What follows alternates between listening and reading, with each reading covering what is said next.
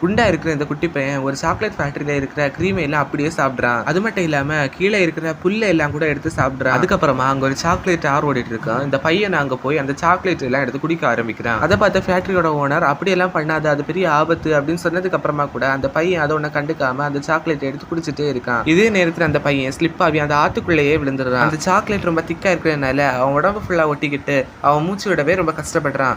அதனால என்ன பண்றாங்கன்னா ஒரு பெரிய பைப்பை எடுத்துட்டு வந்து எல்லா சாக்லேட்டையும் உரிய ஆரம்பிக்கிறாங்க. பயங்கர ஃபோர்ஸா உறிஞ்சதுல அந்த பையனே அந்த பைப்புக்குள்ள போயிடுறான். அந்த பையன் ரொம்ப குண்டா இருக்கிறதுனாலே கொஞ்ச தூரம் போனதுமே அந்த பைப்புக்குள்ளேயே மாட்டிக்கிறான். அந்த பைப்பும் விரிசல் விழ ஆரம்பிக்குது. ஒரு வழியா அந்த பையனையும் அந்த பைப்பு மொத்தமா உள்ள இழுத்துக்குது. அதுக்கப்புறமா அதே ஃபேக்டரியில ஒரு இடத்துல நிறைய அணிலுங்க வேலை செஞ்சுட்டு இருக்குதுங்க. அதுங்களுக்கு என்ன வேலைன்னா அங்க இருக்கிற நட்ஸை நல்ல நட்ஸா கெட்ட நட்ஸான்னு தட்டி பார்த்தே கண்டுபிடிக்கிறது தான். இதுவே கெட்ட நட்ஸா இருந்தா அதெல்லாத்தையும் தூக்கி குப்பை தொட்டியில போட்டுறாங்க. இதை பார்த்துட்டு இருந்த ஒரு பணக்கார வீட்டை பொண்ணு அவங்க அப்பா வேண்டாம் வேண்டாம்னு சொன்னதுக்கு அப்புறமா கூட எனக்கு இங்க இருக்கிற ஒரு அணில் வேணும் அப்படின்னு சொல்லி கீழே இறங்கி போறா.